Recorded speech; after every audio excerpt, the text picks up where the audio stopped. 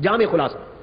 सहाबा करते हैं या रसूल अल्लाह सल्लल्लाहु अलैहि वसल्लम, इतनी बड़ी फजीलत का हुजूर का गुलाम, ऐसा आशिक, अरे जिसे खबर पहुंची कि ओहद में मेरे महबूब के दांत टूट गए, उसने पत्थर लेके दांत तोड़ दिया और फिर सोचा कि मालूम नहीं मेरे महबूब का ये दांत न टूटा हो, दूसरा टूटा हो, दूसरा तोड़ दिया, और इस ख्याल से कि कहीं जो टूटा है वो ना रह जाए, सारे के सारे दांत तोड़ डाले। मेरे गौसुल सकलैन का एक धोबी था, मेरे गौसुल सकलैन का एक धोबी था।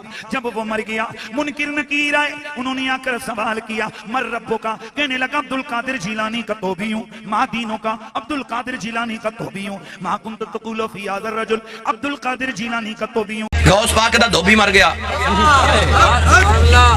खबर च गया ना, ते फरीटियां उठा के पूछा मर रब्बुक, तेरा रब केड़ा? कहने लगा जी मैं गौस पाक दा धोबी हां। वज़्ज़त सामीन किराम, इस्लाम व सुन्नियत का जितना नुकसान जाली पीरों, नाम निहाद खतीबों और नकीबों ने किया है, इसकी नज़ीर नहीं मिलती।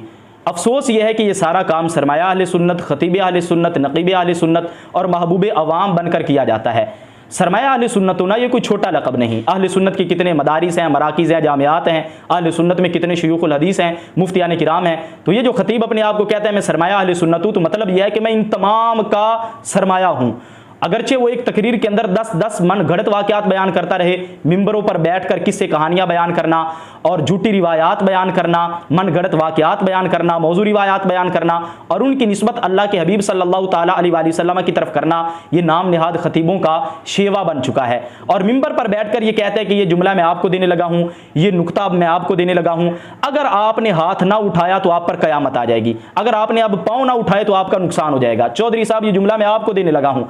चौधरी साहब को क्यों दिया जाता है? क्योंकि ज़ाहिर है चौधरी साहब की तरफ से पैसे आने हैं। तो यूं इन्होंने चापलूसियां करके, मनगढ़ंत वाक़यात बयान करके, उनकी निस्बत अल्लाह के हबीब सहाबा किराम की तरफ करके इस्लाम का वो नुकसान किया है कि जिसका इजाला करना बहुत ज़्यादा मुश्किल है। आज मैं आपके सामने नाम निहाद खुतबा के कुछ ऐसे मनगढ़ंत वाक़यात बयान करूंगा कि जो उन्होंने अवाम के सामने इतने बयान किए कि वो अवाम के ज़हनों में रासिख हो चुके हैं। अब जब अवाम को बताया जाता है, वो कहते हैं हमने तो फुलां खतीब से सुना है, हमने तो फुलां सरमाया अहले सुन्नत से सुना है। उन मनगढ़ंत वाक़यात में से एक वाक़या गौसे पाक के धोबी वाला है। उसके हवाले से फतवा शारी बुखारी इसकी जिल्द 2 है।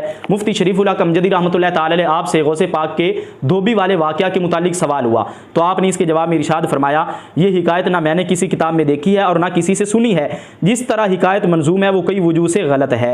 आगे आप फरमाते हैं अहादीस में तसरीह है कि अगर मोमिन होता है, यानी कब्र में जो सवालों का जवाब दे रहा है वो अगर मोमिन होता है तो कब्र के तीनों बुनियादी सवालों का जवाब दे देता है कि मेरा रब अल्लाह है, मेरा दीन इस्लाम है और ये अल्लाह के रसूल मोहम्मद सल्लल्लाहु ताला अलैहि वसल्लम हैं। मुनाफिक या काफिर होता है तो ये कहता है कि हाय हाय मैं नहीं जानता, लिहाजा इस नज़म में जो ये कहा गया कि उसने दोनों सवालों के जवाब में वो कहा वो इस हदीस पाक के खिलाफ है। लिहाजा ये कहना कि हज़रत गौसे पाक के धोबी ने कहा कि मैं गौसे पाक का धोबी हूँ फरिश्तों के सवालों के जवाब में, तो ये बिल्कुल मनगढ़ंत वाक़या है, इसका भी अहले सुन्नत से कोई ताल्लुक नहीं है। इसी तरह एक और वाक़या चिश्ती रसूल वाला जो है वो बयान किया जाता है। इसको भी बाद लोग कहते हैं देखो तुम्हारे बाबू ने अपने नाम के कलमे पढ़ाए हैं। इसके हवाले से मुफ्ती शरीफुल हक अमजदी रहमतुल्लाह ताला अलैह सफ़ा नंबर 154 पर आप इसके जवाब में इरशाद फरमाते हैं, यानी आपसे सवाल हुआ कि चिश्ती रसूल वाला वाक़या ठीक है या नहीं, तो आपने फरमाया पहली बात यह है कि हश्त बहिश्त और फ़वाइदुस सालिकीन हज़रत ख्वाजा कुतुबुद्दीन काकी मुद्दिसा सिर्रुहु की है या नहीं। बाज़ार में किसी के नाम से कोई किताब छप जाना इसकी दलील नहीं कि जिसके नाम से किताब छपी है ये उसी की तसनीफ़ है। किसी की किताब उस वक्त मानी जाएगी जब मुसन्निफ़ के अहद से लेकर शाया होने तक मोतमद और मुस्तनद लोगों के यहाँ महफूज हो, और इन दोनों किताबों के बारे में कोई ऐसा सबूत नहीं। लिहाजा फ़वाइदुस सालिकीन और हश्त बहिश्त इनके बारे में कोई सबूत नहीं है कि ये बिल्कुल महफूज नहीं है। फिर आगे आपने फरमाया खुदा ना तरसों ने बड़े बड़े आइम्माए दीन के नाम से फ़र्जी किताबें शाया कर दी, एक दो नहीं इसकी सदहा नज़ीरें हैं कि लोगों ने तो कई किताबें जो हैं वो आइम्माए दीन के नाम से मनसूब करके खुद छाप दी हैं। और आगे आप फरमाते हैं फिर असल किताब अगर मुसन्निफ़ की होगी तो इल्हाक से महफूज है, इसका फ़ैसला बहुत मुश्किल है। आखिर में आप नतीजतन बयान करते हुए फरमाते हैं चिश्ती रसूल वाला वाक़या ये ठीक है या नहीं।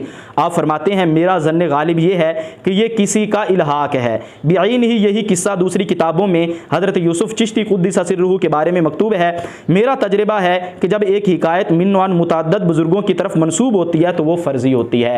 तो आपने चिश्ती रसूल वाले वाक़या को फ़र्जी और झूठा वाक़या कहा, तो लिहाजा इसलिए इस वाक़या को ना बयान किया जा सकता है और ना अहले सुन्नत के साथ जोड़ा जा सकता है। इसी तरह कई खतीब हज़रात जो हैं वो हज़रत बिलाल रज़ियल्लाहु ताला अन्हु की तरफ बहुत ज़्यादा वाक़यात जो हैं उनको मंसूब करते हैं और कई मनगढ़ंत वाक़यात जो हैं उनकी निस्बत हज़रत बिलाल रज़ियल्लाहु ताला अन्हु की तरफ की जाती है।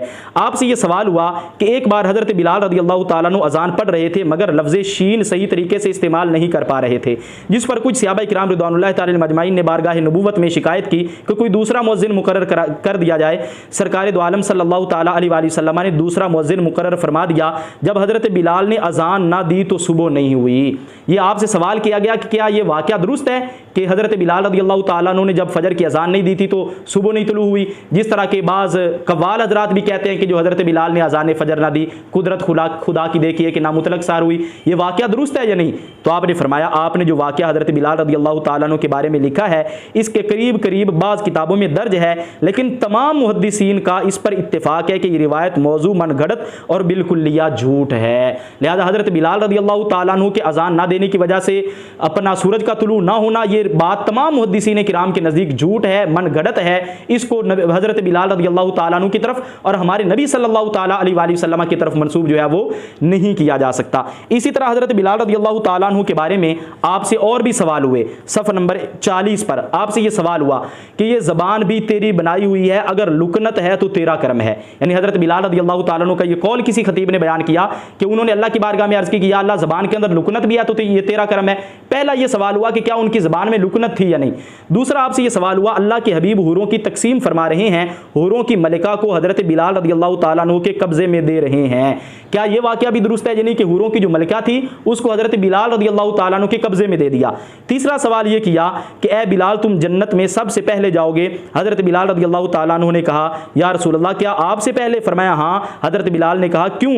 सारे पैगंबरों के आगे आगे आप होंगे, सारे वलियों के सरदार आप होंगे। सरकार ने फरमाया तुम मेरे ऊंट की नकेल पकड़ कर चलते रहोगे, मैं तुम्हें देखता रहूंगा, तुम मुझे देखते रहोगे, जन्नत का रास्ता तय होता रहेगा। यानी तीसरा ये सवाल हुआ कि हज़रत बिलाल रज़ियल्लाहु ताला अन्हु सबसे पहले जन्नत में जाएंगे, जिस तरह के बाद हज़रात कलाम भी पढ़ते हैं, वो कहते हैं कि अगे अगे हज़रत बिलाल होंगे। क्या हज़रत बिलाल रज़ियल्लाहु ताला अन्हु आगे चलकर हुजूर से पहले जन्नत में जाएंगे? तो आपने इन तीनों सवालों के जवाब में इरशाद फरमाया, आपने फरमाया नीज़ मुकर्रिरीन ने उनकी ज़बान में तुतलापन बताया है, ये भी गलत है। उनकी आवाज़ इंतहाई शीरीं बुलंद दिलकश थी। कि ये जो कहा जाता है कि हज़रत बिलाल रज़ियल्लाहु ताला अन्हु की ज़बान में लुकनत थी, ये बात बिल्कुल गलत है। आपकी ज़बान निहायत मीठी थी, बुलंद थी और निहायत ही दिलकश थी, तो ये हज़रत बिलाल रज़ियल्लाहु ताला अन्हु की तरफ झूठ मंसूब किया जाता है। इसी तरह आपने आगे फरमाया नीज़ हूरों की मलिका का जो किस्सा बयान किया है वो फर्जी है। कि ये कहा गया कि हज़रत बिलाल रज़ियल्लाहु ताला अन्हु के कब्ज़े में हमारे नबी सल्लल्लाहु ताला अलैहि वसल्लम ने हूरों की मलिका दे दी, ये वाक़या भी फर्जी है। और आगे तीसरे के बारे में आपने फरमाया कि जो हुजूर सल्लल्लाहु ताला अलैहि वसल्लम ने हज़रत बिलाल को फरमाया तुम मेरे आगे चलकर जन्नत में जाओगे और मेरी ऊँटनी की नकेल तुमने पकड़ी होगी, इसके हवाले से आप फरमाते हैं ये वाक़या भी फर्जी है और गलत। तो इसलिए हज़रत बिलाल रज़ियल्लाहु ताला अन्हु की तरफ बहुत से मनगढ़ंत वाक़यात इन खतीबों ने मंसूब किए हैं जिनका अहले सुन्नत से कोई भी ताल्लुक नहीं है और ना हकीकत के अंदर वो वाक़यात हैं। इसी तरह हज़रत उवैस क़रनी रज़ियल्लाहु ताला अन्हु आपके दांत तोड़ने के हवाले से भी बाज़ लोग ये वाक़या बयान करते हैं। इसके जवाब में सफ़ा नंबर 115 पर मुफ्ती शरीफुल अकमजदी रहमतुल्लाह ताला अलैह फरमाते हैं ये रिवायत बिल्कुल झूठ और इफ्तिरा है कि जब हज़रत उवैस क़रनी रहमहुल्लाह ने यह सुना कि ग़ज़वा उहद में हुज़ूर सल्लल्लाहु ताला अलैहि वसल्लम के दंदान मुबारक शहीद हुए थे तो उन्होंने अपना सब दांत तोड़ डाला और उन्हें खाने के लिए किसी ने हलवा पेश किया। तो लिहाजा हज़रत उवैस क़रनी रज़ियल्लाहु ताला अन्हु के अपने तमाम दांत तोड़ लेना और फिर खाने के लिए उनको हलवा पेश किया जाना, बाद लोग केले का जिक्र करते हैं, बाद हलवे का जिक्र करते हैं, इन बातों का भी हकीकत से कोई ताल्लुक नहीं है।